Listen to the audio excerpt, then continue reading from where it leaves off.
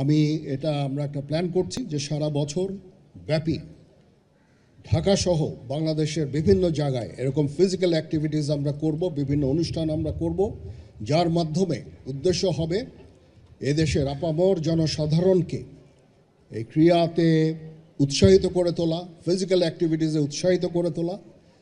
তাহলে আমরা সবাই দেশ জাতি হিসেবে আমরা ভালো থাকব।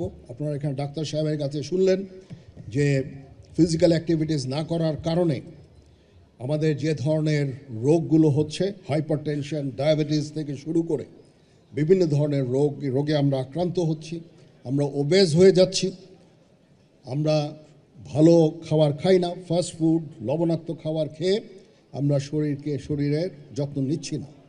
তো সেই ক্ষেত্রে আমরা যদি এরকমভাবে ফিজিক্যাল অ্যাক্টিভিটিসগুলো জারি রাখতে পারি, তাহলে অবশ্যই আমরা আশা করব যে আমাদের যে ভবিষ্যৎ, যে প্রজন্ম, তারা অত্যন্ত সুস্থ থাকবে, সবল থাকবে এবং দেশ এবং জাতি গঠনে সবসময় কাজ করে যেতে পারবে।